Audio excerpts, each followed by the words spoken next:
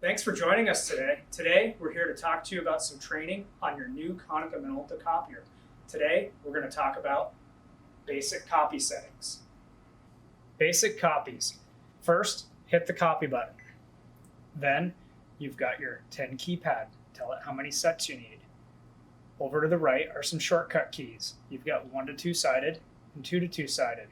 If you have a finisher on your machine, you'll also have a staple upper left-hand corner. This machine is a color machine, so we have a color feature. We have the ability to select where we'd like our paper to come from. We can also see our paper trays and what's loaded in them. We can go to enlargements and reductions. If I touch the numbers, it'll actually pop up and allow me to put things in manually.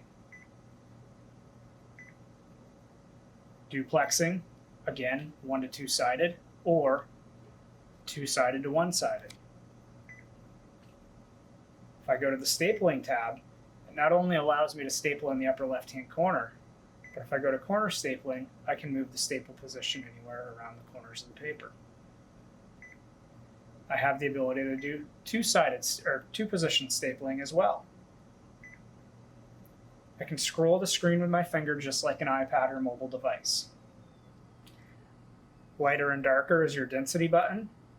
Background removal allows you to take a colored piece of paper or a piece of paper that has information on it and make a copy of it in black and white mode and lighten the background down so that it's light gray. Date and time stamping.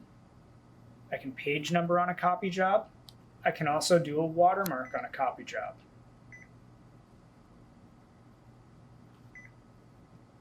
If I hit the Applications tab, it opens up 3 screens that I can choose features from. If this is a replacement of another Konica Minolta, these features will be the same as your last machine. If this is replacing another device made by a different manufacturer, these might be options that you find in the Special Features tab or the Additional Functions tab. Welcome to your home screen. On the home screen, you have the Copy tab, your Scan tab, your User Box button, and a few other essential items. In the upper right-hand corner, you have a Job List button. So the Job List gives you the ability to see the jobs in progress on the machine. If there was a job on the machine that needed to be deleted, you'd see your job here. You could touch it and it would highlight in yellow. I'll show you this in the Log tab. And now I could hit the Delete Jobs button, and that would delete it out of the queue. Also on this screen is your counter.